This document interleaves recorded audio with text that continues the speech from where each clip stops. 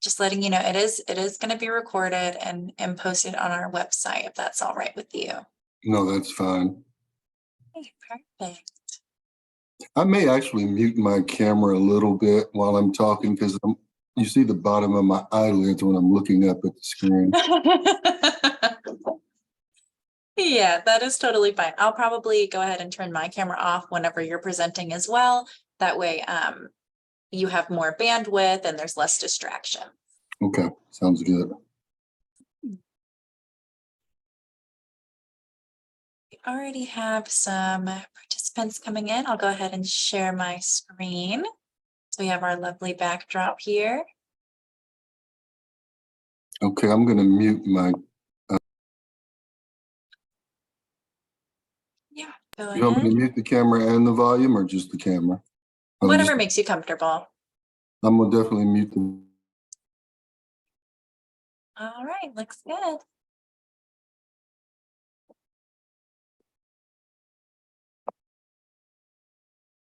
Right, for those of us who are just now joining and getting in a little early, I would love if people could just throw in the chat, if they could throw in the chat who they are or even what area they're calling in from. I'll go ahead and start.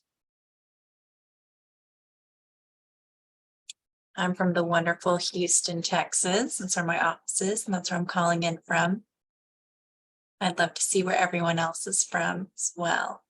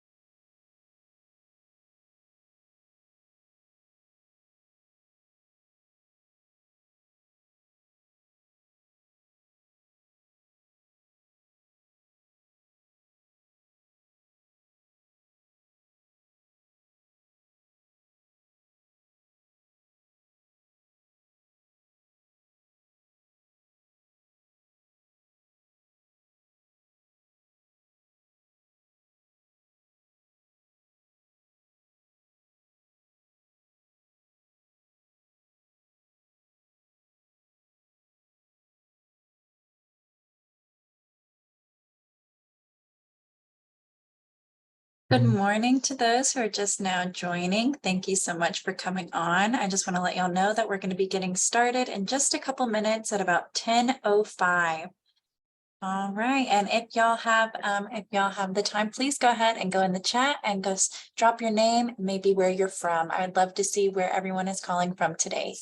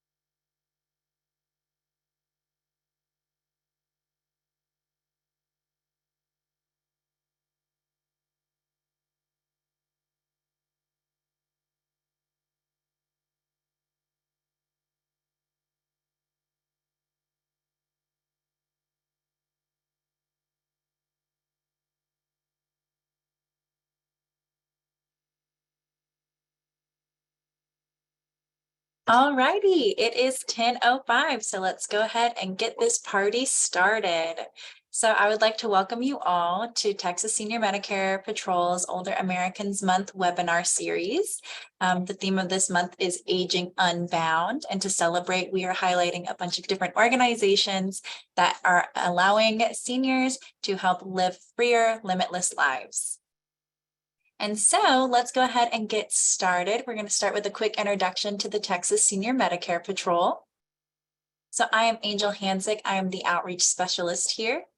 And so I will be telling you that our mission here at the Texas Senior Medicare Patrol is to empower and assist Medicare beneficiaries, their families, and caregivers to prevent, detect, and report healthcare fraud, error, and abuse through outreach, counseling, and education. We are a federally funded program, and we are specific to Texas, so we cover the entire state. However, if you are from out of state, have friends and family in other states, there is a program for each state across the United States, as well as 4 of the U.S. territories. What we do here is we get to recruit and train volunteers and professionals about Medicare fraud and abuse so that they can go out and educate their community and help us stop Medicare waste. We're also a reporting agency, so you can report intentional fraud and abuse to our hotline, and then we send it to the correct Medicare fraud control units. So that's Medicare, the FBI, the Attorney General, whatever the case is, we send it to the correct place. And so we ask that you follow a few steps to help us prevent, detect, and report Medicare fraud. So first, with prevention, we ask that you please know what scams to look out for, join webinars, do your research, understand what's really out there right now. Please never answer any calls from unknown numbers. Just let that go to voicemail. Real people leave voicemails, scammers don't. So please, just anything that's not saved in your contacts, just let it go to voicemail. Also, please never let anyone you don't know into your home. This was a really big thing before COVID, and it's still really relevant. So please be wary of strangers. And also keep your Medicare number secure. Don't share it with anyone except for your trusted medical providers. Also, detection. Step 2, how do we actually know if Medicare fraud is happening? We ask that you track your healthcare visits for any services that you receive. We have a free resource here at the Texas Senior Medicare Patrol called a healthcare tracker.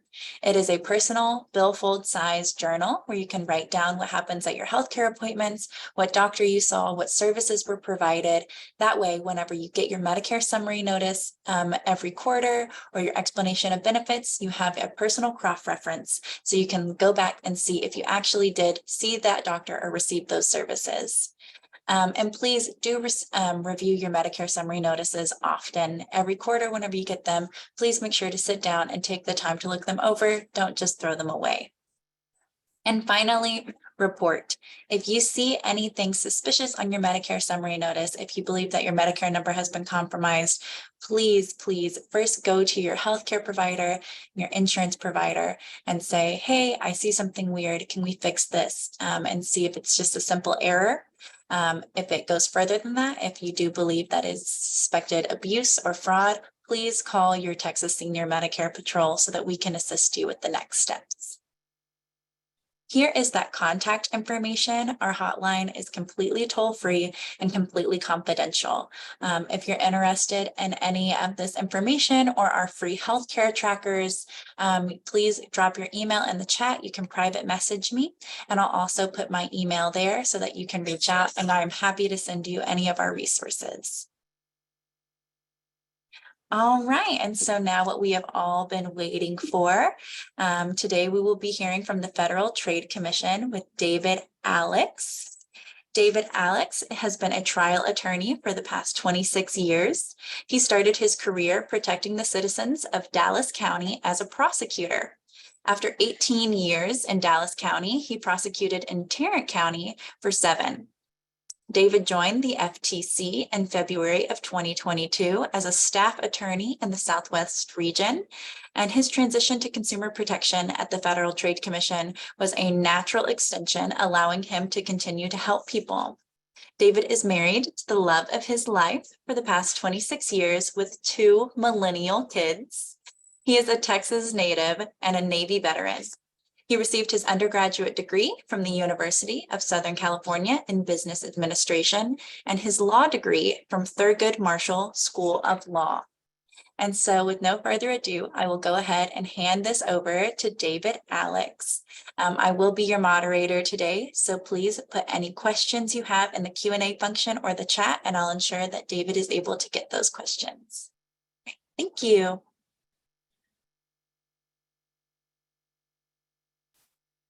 Good morning. Let me get this screen shared and we will get started. Let's see. I think we've got this figured out. Okay. Are you all looking at my presentation right now, Angel? Yep, we see it. You're good to go. Okay, let me go into slide mode.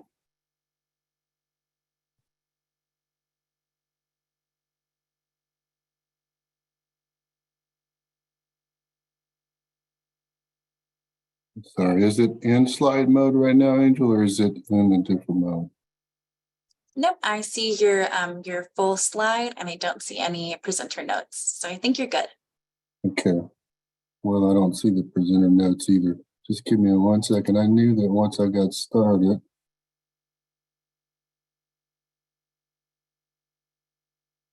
There we go. I think we're good now. Are you guys looking at the slideshow or my notes? Yep, we're good to see the slideshow. Okay, very good. Okay, good morning and welcome. I'm delighted you're here today and interested in learning about ways to identify and protect yourself from common frauds. At the end of this presentation, I expect you will know more about the FTC.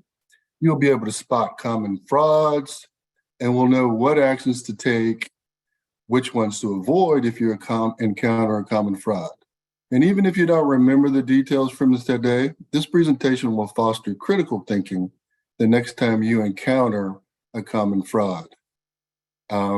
Disclaimer, the views expressed today are those of myself, don't represent the views of the Federal Trade Commission or any individual commissioner. So who are we? Well, first, let me tell you a little bit about myself. Angel introduced me. I was a career prosecutor, worked in county courtrooms, trying cases, and I've transitioned now to the Federal Trade Commission, and it feels like I'm still doing the same kind of work, protecting citizens from people who might want to harm them.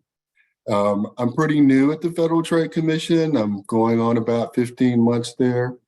And in full disclosure, this is my first presentation, so this is good. I'm looking forward to it. So let's get started. So what is the Federal Trade Commission?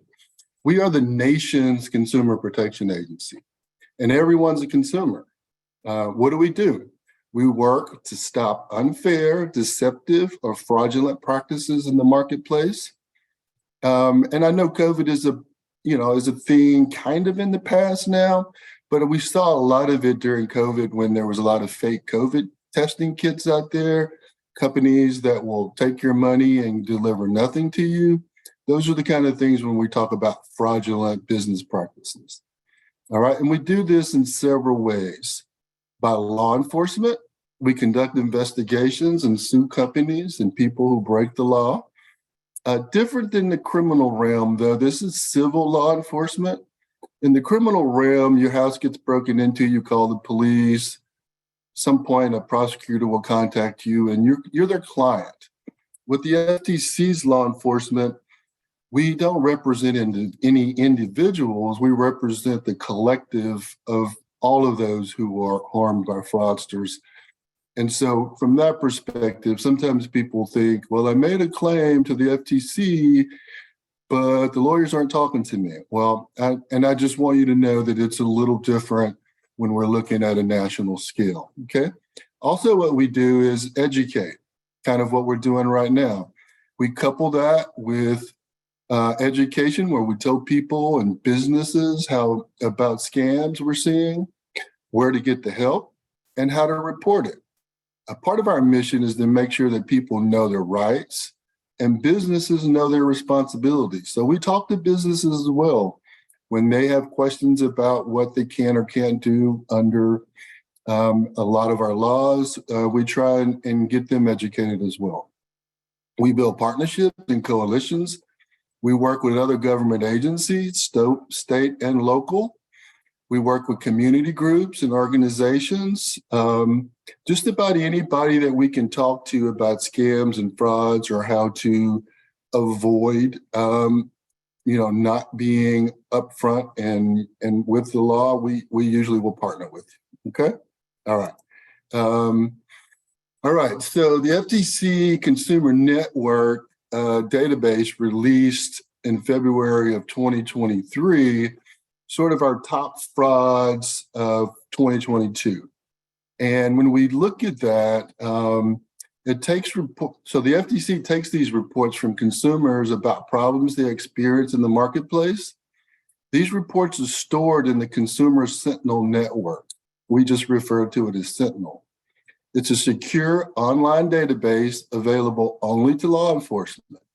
And while the FTC does not intervene in any individual consumer dispute, its law enforcement partners, whether they're down the street, across the nation, or around the world, can use this information in the database to spot trends, to identify questionable business practices and targets, and enforce the law. So the Consumer Sentinel is a unique investigative cyber tool that gives members of the consumer network access to millions of reports. For instance, Consumer Sentinel includes reports about coronavirus scams, identity theft, do not call registry violations, computers, the internet, and online auctions. It includes telemarketing scams, advanced fee loans and credit scams. The Consumer Sentinel will also have information on immigration service scams, sweepstakes and lottery scams, business opportunities and work at home schemes, health and weight loss products that try to scam you, debt collection, credit report, and financial matters when those folks call and try to scam you. Consumer Sentinel is based on the premise that sharing information can make law enforcement even more effective. And to that end, law enforcement members access the report submitted directly to the Federal Trade Commission by consumers, as well as reports shared by data contributors. Consumer Sentinel is free to our law enforcement partners. And in addition, information is also available to select international law enforcement agencies. I am going to mute my screen. Okay, let's see. I bet I can figure that out. I think you guys are looking at the tops of my eyes. Anyway, I'll keep going. All right, so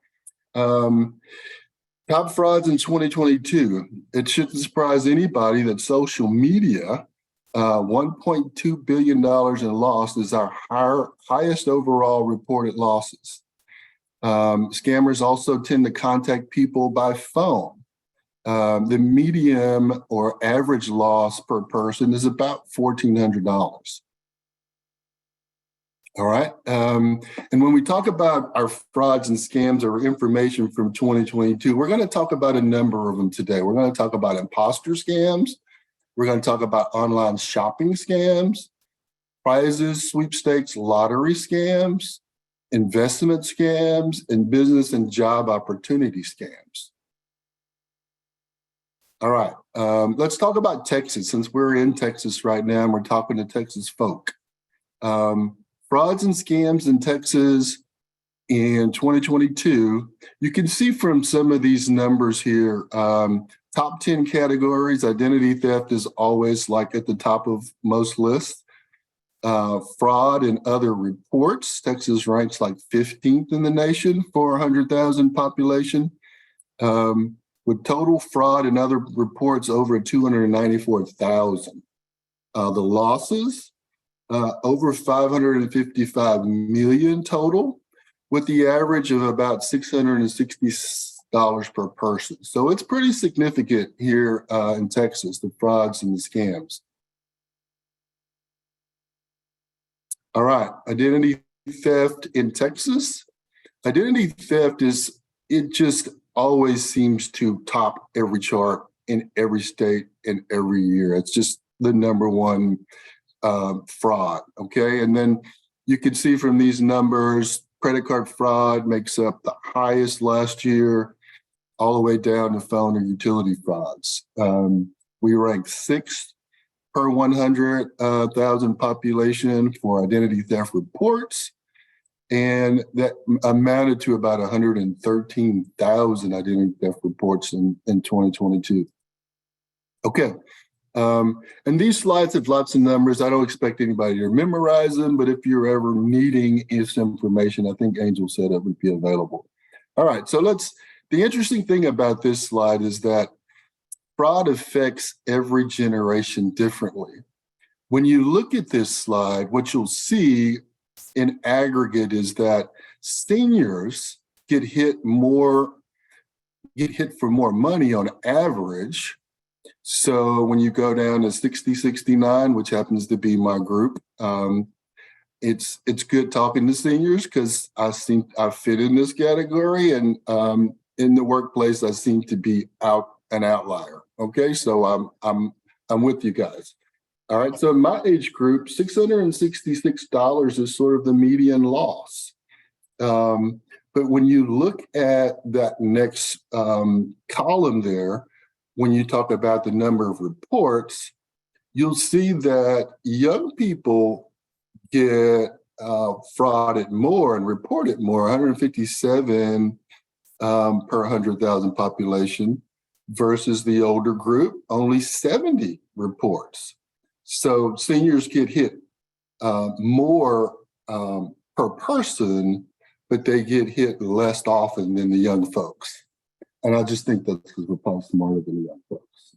All right, my opinion on it. All right, so the older you are, the more likely you'll be contacted by phone. When we see this slide, when we go all the way to 80 plus, they're calling us when we're in that age group.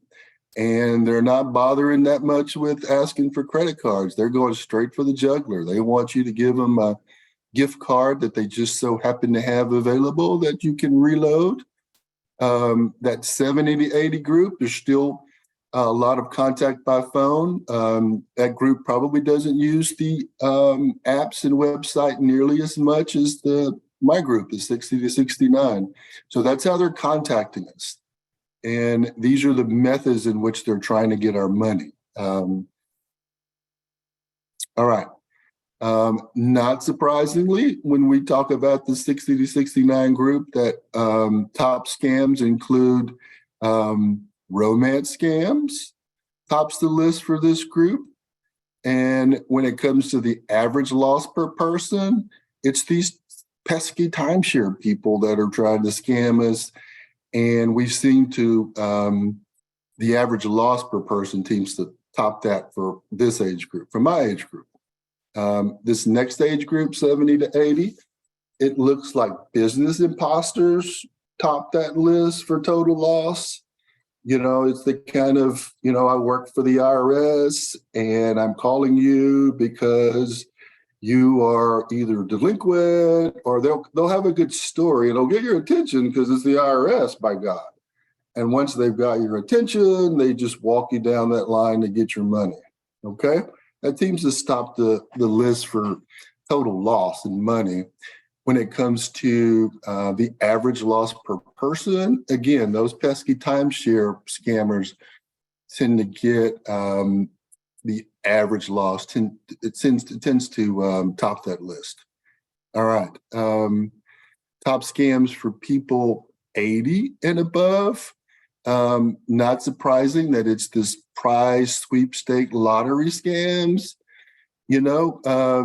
Ms. Jenkins, you are going to be surprised today when I tell you about this lottery you just won, and the emotions are running high and all the scammer talk kind of goes out the window because we think we're about to get paid until we realize that they want our information. And then before you know it, they've got our money too.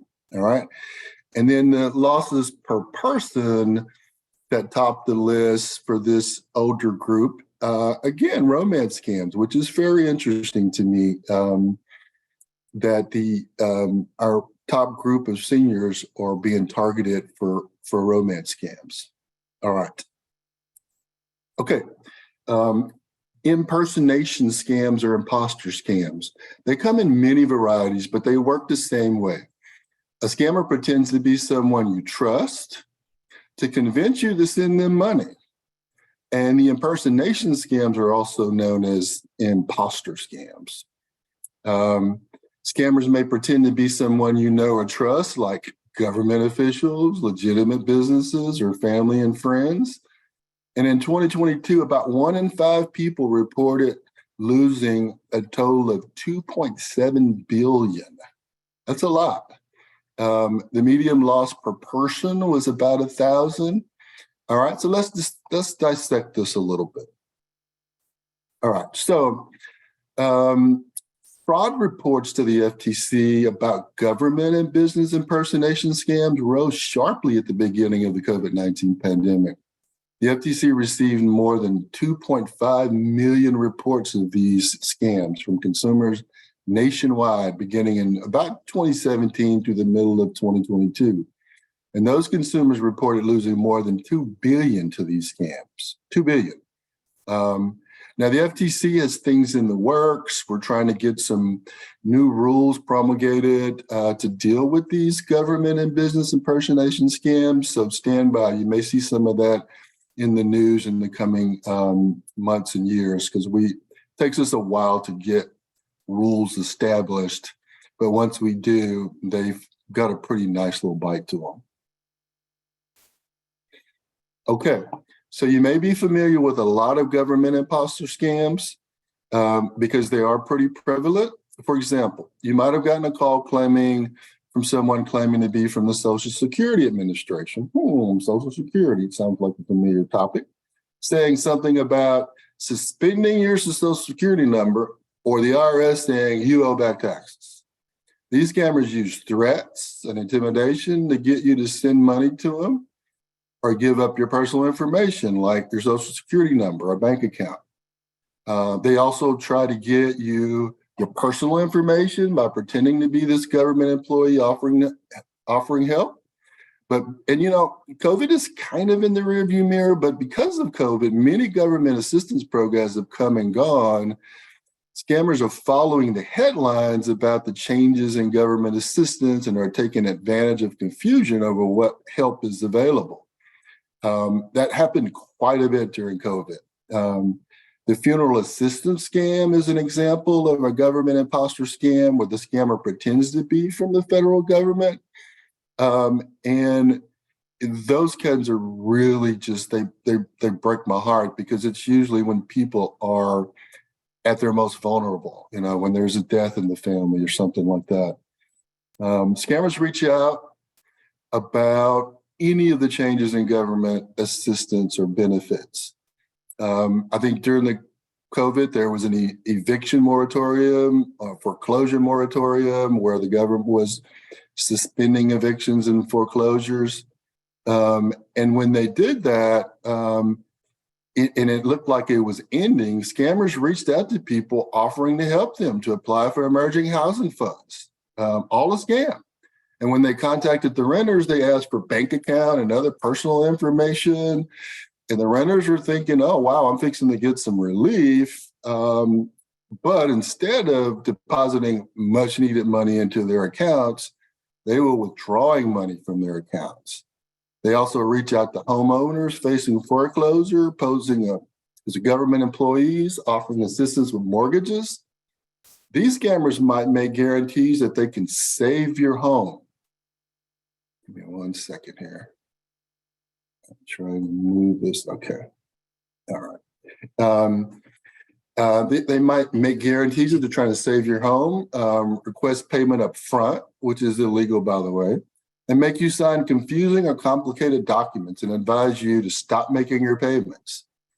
And what about this unemployment insurance? You probably know somebody who's had this scam. People lost their jobs, especially during the pandemic, filed for unemployment. Some discovered that somebody was already receiving their unemployment benefits in their name. And they would learn about this fraud when they got a notice from their unemployment benefits office or their employer about their supposed application for benefits. This means someone was misusing their social, their date of birth, and their personal information. We saw food assistance scams. The U.S. Department of Agriculture has warned that there are scam websites that mention food stamps and promise monthly payments, but they aren't really part of the USDA. They may text or email you with links to these websites and attempt to get people to share their personal information, including SNAP, EBT cards, or PIN numbers. And this is one of the ones that really tugs at me as well, the student loan forgiveness. Before changes in the public service loan forgiveness were announced, people were already getting scam calls about how they newly eligible for public service loan forgiveness. At that point, student loan forgiveness changes were limited to very specific groups of people, and it didn't have anything to do with public service loan forgiveness. However, because the news media was talking about it, the possibility that the public service loan forgiveness program might change, scammers were already trying to capitalize on the confusion. That funeral assistance we were talking about, FEMA's gotten reports of scammers reaching out to people to offer to register them for funeral assistance. Every time you see a natural disaster, these type of scams ramp up because scammers know people need immediate assistance and they try to capitalize on the confusion of the situation.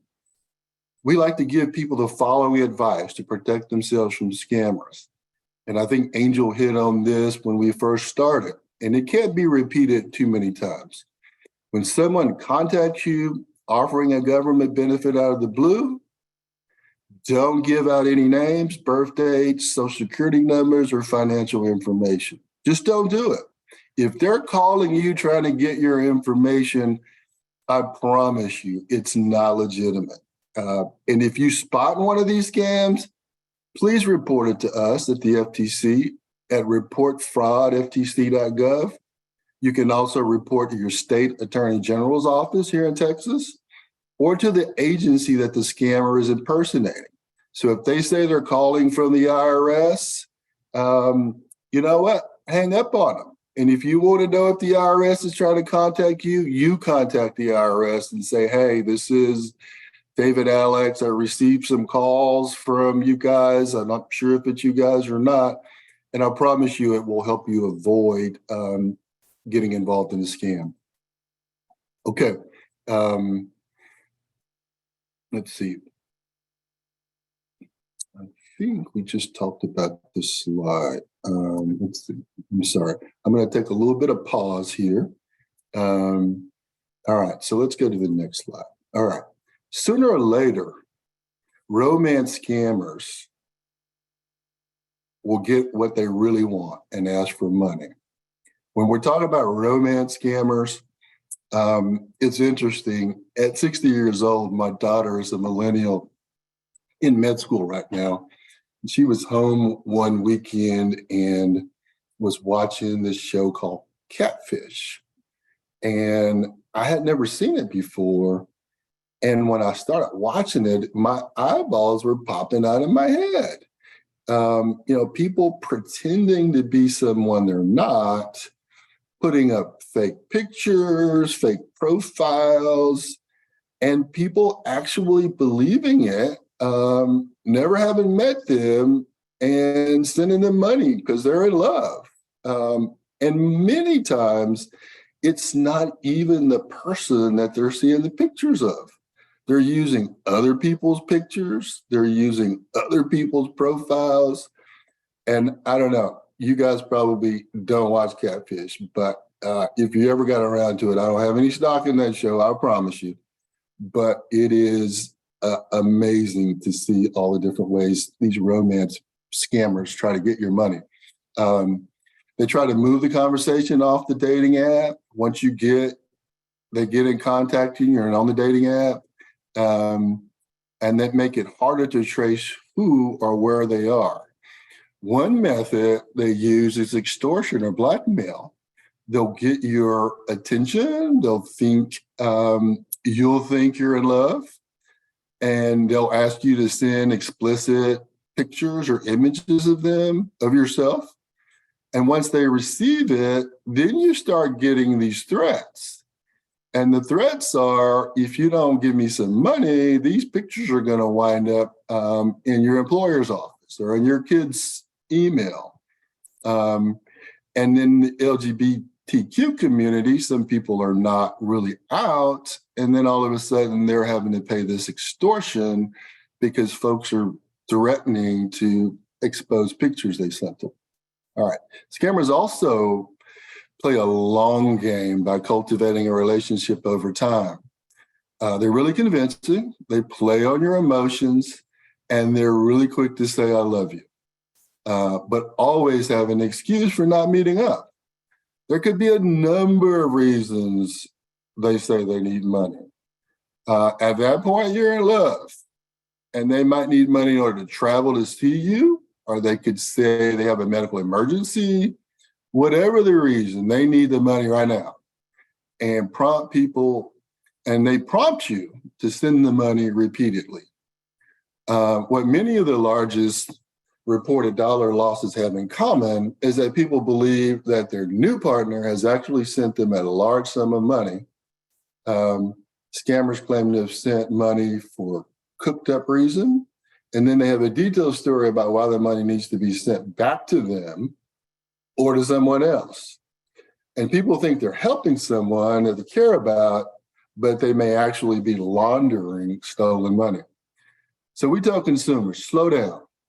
Consult with a trusted person when they're in a romantic situation, especially if it's someone you've never met before.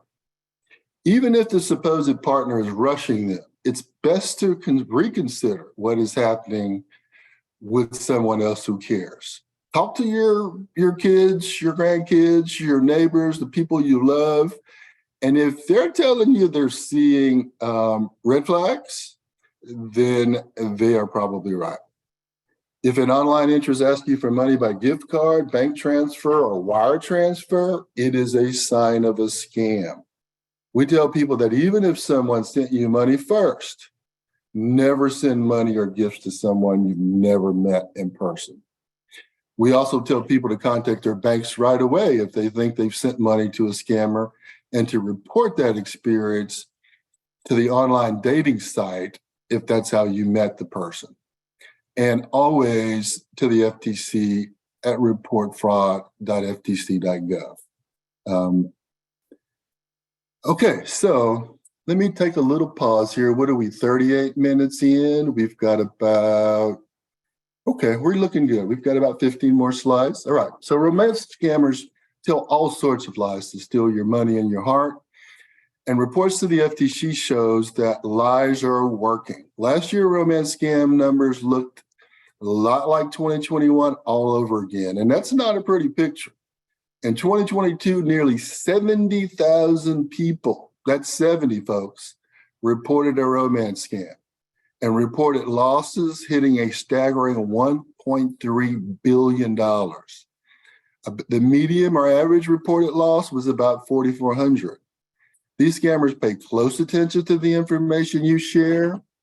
Don't miss a beat, becoming your perfect match. You like something, so that's their thing too. You're looking to settle down, hey, they're ready too. But there is one exception. You want to meet them in real life. Oh, guess what? They can't. They have all kinds of excuses baked right into their fake identity. They claim to be far away at a military base, and some is probably one of the most popular ones. But we've seen the ones where they're working on an offshore oil rig. It's another common one. In short, there's no end to the lies romance scammers will tell you to get your money. Reports about romance scams and the money people have lost because of romance scams have steadily been on the rise. The spike in dollars lost continued through the pandemic. The number of people in the U.S. using dating sites has risen even without the pandemic factor. However, it's reasonable to wonder whether even more people signed up for dating apps because of coronavirus, made it hard to meet up. Whatever the reason, though, romance scammers may have taken advantage of the increasing numbers of people on these platforms. These scammers create an attractive online profile. Many times it's a made-up person, assuming the identity of a real person. It's not always obvious that the profiles may be fake, and the scammers make up plausible reasons not to meet you. Okay, so they might say it's too dangerous to travel, and those excuses go on and on. One way to try to see if someone is posing as someone else is to do a reverse image search of the person's profile picture. If they're associated with another name or detail that don't match up, it's a scam. Just saw that on Catfish last week. They had a picture that this scammer was using, and all they did was put it in a Google reverse image search with that picture, and it popped up that this person was scamming, 150 people in 3 different states with the same picture. Okay, I'm gonna stop talking about Catfish. All right, top payment methods on romance scams. You can see them here, cryptocurrency, which I've never done before, bank wire transfer or payment, which you'll never see that money again, gift cards, out the window, payment app services, out the window, Just don't do it. Do not do it. If you suspect a romance scam, stop communicating immediately. Don't send money. You'll hear me say that 20 times, and it won't be enough. What are we at? 42 minutes, Angel? Okay, I'm gonna pick it up. Do a search, do reverse images, contact your bank right away, all of those things, and make sure you report it to the FTC.gov. All right. Posture scams affecting grandparents tend to be targeted. If you get a call from someone pretending to be your grandchild, they'll speak softly, they'll make excuses of why they sound different, they need bail money, they need money for some reason, and they'll tell you to keep it a secret. Definitely don't tell mom and dad. And when you see all those things, it's a scam, folks. Point blank, hang up the phone. They'll ask you to wire money, all kinds of things. To avoid these scams, just take a breath and stop thinking emotionally. Your grandson is not in trouble. Hang up the phone, okay? The family emergency scams work very similarly. Grandma, I need money. It's urgent. I'm in jail, or I need surgery, or I need a plane ticket. Please transfer or wire it to me. And don't tell anyone, please, especially not mom and dad. Family emergencies, right?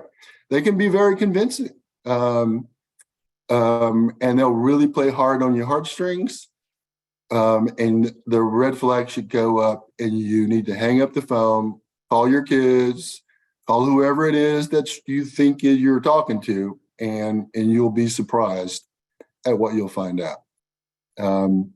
Family emergencies, either way, it's like sending cash. Once you send that money, it's gone, right? So just don't do it. Warning signs, what to do if you're scammed. Scammers follow the headlines. They create the sense of urgency, pressure you and play on your emotions. They want to knock you off balance just long enough to get your money. Other signs, gift cards, just don't do it. That money's gone. Digital money, never. Wiring money, never. Never wire folks money. You're never going to see it come back to you. All right, so if you think you were scammed, and I'll get Serena to put this website in the chat. It's www.consumer.ftc.gov/articles/what to do if you were scammed. And if you go to that site, it's a good place to start if you think you were scammed. And this slide tells you what to do if you think you were scammed. Credit card, gift card, money wire. No matter what kind of scam you might come across, the thing you can do about it is to report it to us, okay? You go onto our website, ftc.gov, look around, play around with it. You'll find there's lots of good information there on scams and frauds and what to do to help avoid them, all right? We've got English and Spanish on our website to report. I don't think currently we've got the other languages. So if you need help or you need to help somebody else with another language, please do so.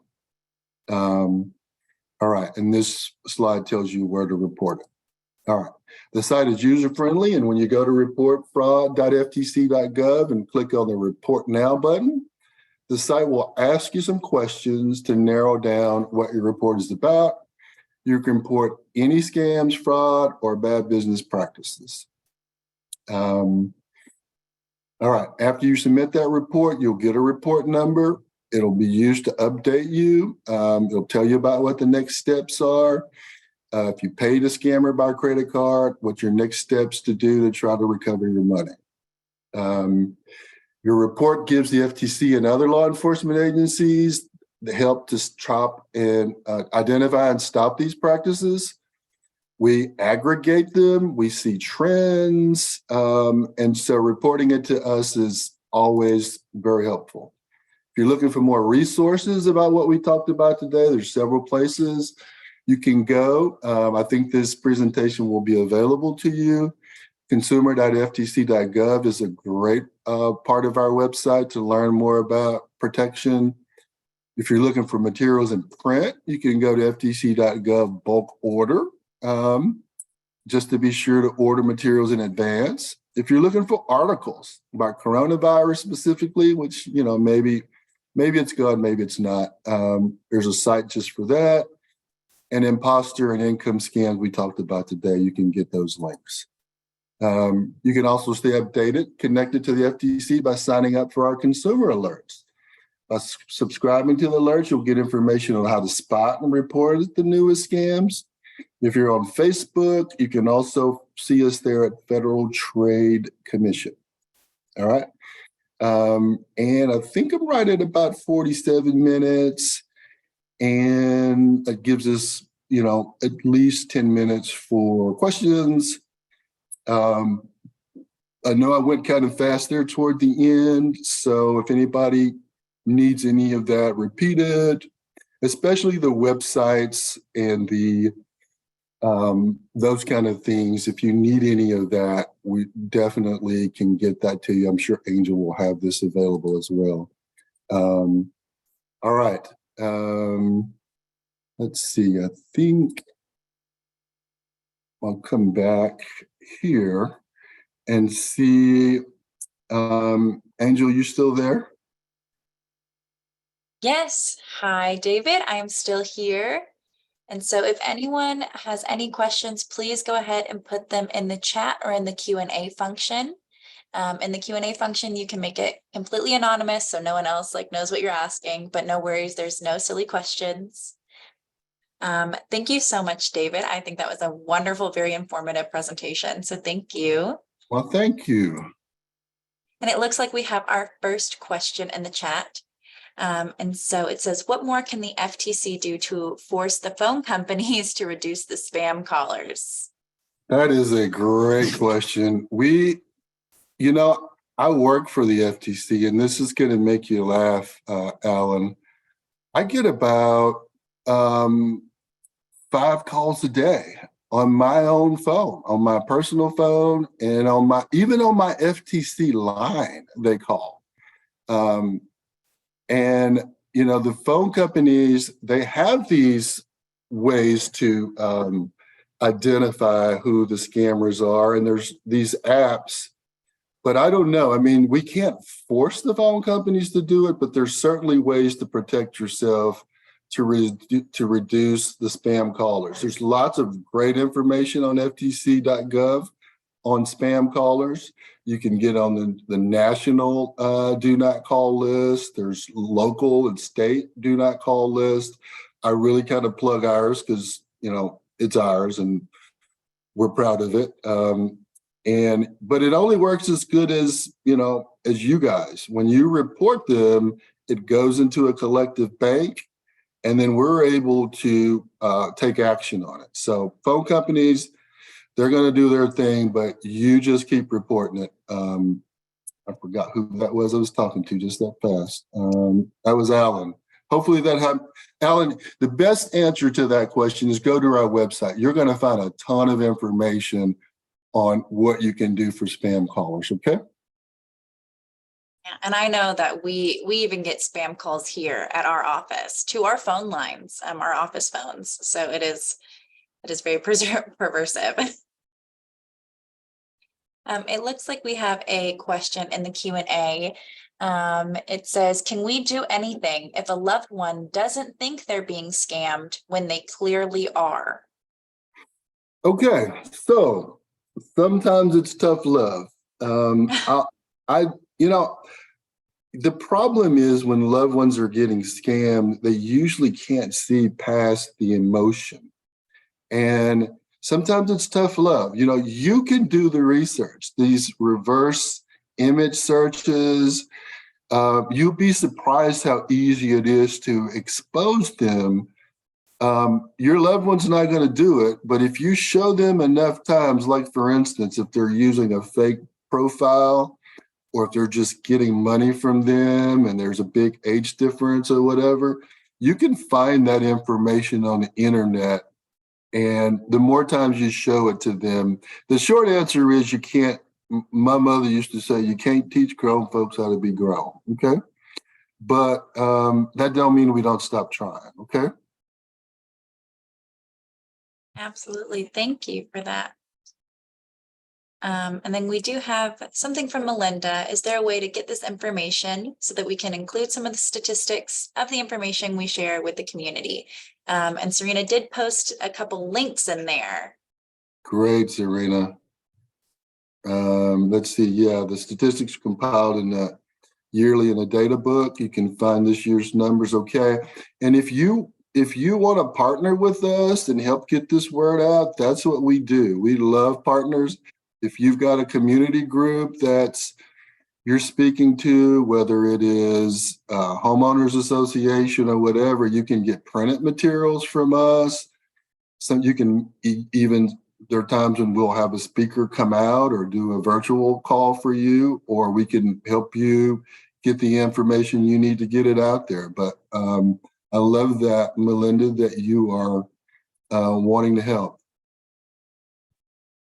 Absolutely. And if anyone is interested in the slides that were presented today, please shoot me an email. I dropped my email in the chat, and it'll also be available on our website at texassmp.org.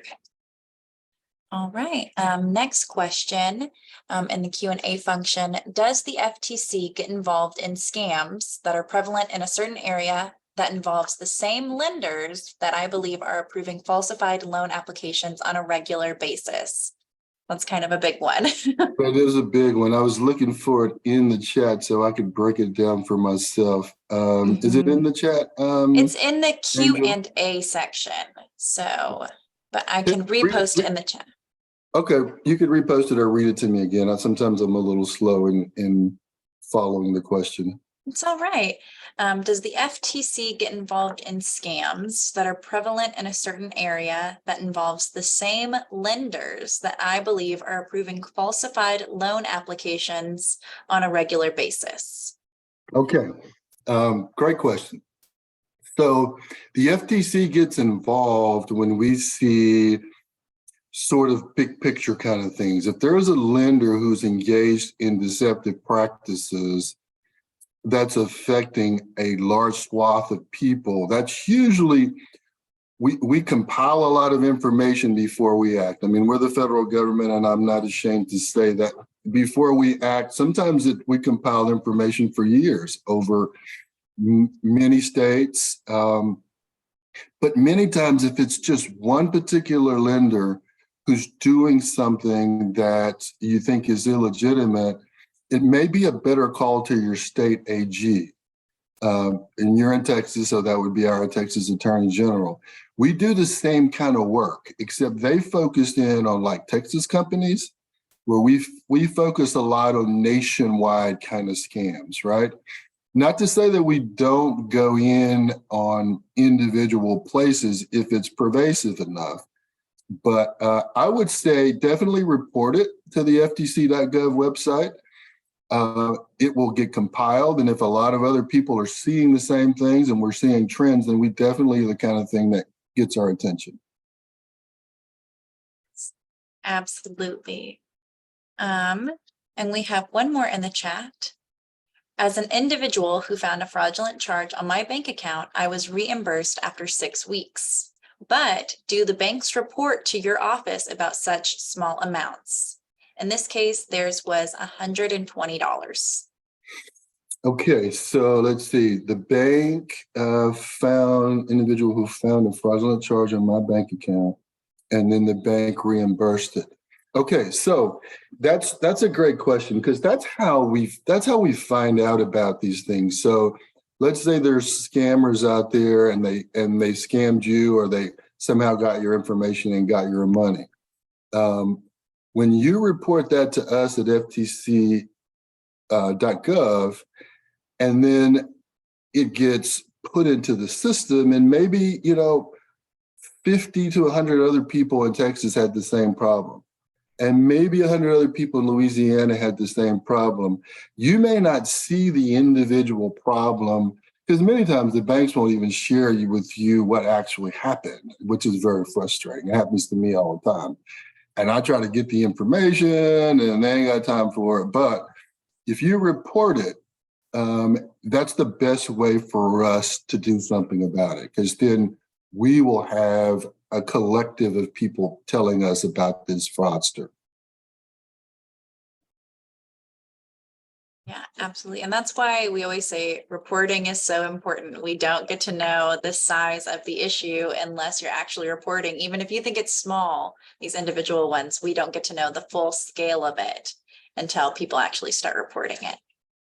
And Angela, I think the frustrating thing about reporting is, this happens to you and you report it and you want something to happen right away. I mean, I do. Like, somebody got my money and I didn't know they got my money, and now the bank is reimbursing it and I still don't know what happened, and I reported and months, years go by and nobody tells me anything. That's the frustrating part. But what I'd like to say to you guys is, you know, feel good about the fact that you're helping the big picture when you report it, because it may not happen right away, but you'd be surprised that when we notify consumers, when we settle a case, it might be 5 years after the fact, and telling them they're getting a check in the mail. It's like, what? I forgot all about that. But I know it's frustrating though when you report it and you don't see anything happen right away. Yeah, definitely. It's definitely a waiting game sometimes. All right. Are there any more questions? Feel free to drop it in the chat or in the Q&A function, but it looks like it is near about time, 10:58. So if there are no more questions, we'll probably be closing out. Are there any final words that you want to share, David, or any contact information, useful Sure. links? Yes, sure. I appreciate you guys taking time out to and an interest in helping in this situation. As a Texas senior myself, I feel the pains that you all feel, but I just want you to know the FTC is there for you. Contacting me individually may not be the best way to do it if you've got an issue. Certainly, Angel's got all my contact information if anybody wants to. But what I would suggest, sorry about that. I thought I had that on Do Not Disturb. I would suggest, if you need my contact information, Angel, I know we're about to end, you feel free to give it out to anybody that wants it. But the best thing to do is to peruse our website. You'll just be amazed. I'm always amazed at the stuff I see on there that's very helpful. Yeah, absolutely. And I'll have that information, all these wonderful, helpful links. I'll make sure that they are posted along with this recording and the slides on our website at texassmp.org. So this will be completely available to everyone. And if you're interested in having that information a little bit sooner, please shoot me an email. My email is in the chat. All right, and so it is 11. I want to thank everyone for attending today, and thank you so much, David, and also Serena, for all the information that you shared today. I know that it was super informative for me as a professional in this field, and so I hope everyone else found it to be valuable as well. All right, thank you all, and y'all have a wonderful day. Bye-bye. Thanks for having me, guys. Goodbye.